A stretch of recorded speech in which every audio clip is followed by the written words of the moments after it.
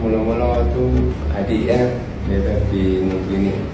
Tengok dia dah main tengok balik pergi. Lepas tu dia suruh lah, alhamdulillah. Kan Pak dia bengkok habis ni. Ayam ni bau-bau lah. Dia cek dia tahu ayam banyak lah. Lepas tu makan ubat dia alhamdulillah. Risau tu ada juga lah. Pasal apa kaki ni tak bengkok pun suruh.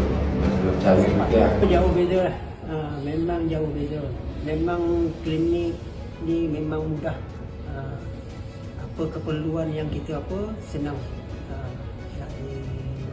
Saya kata kau nak bekerja cepat, datanglah ke klinik Dr. Rahim.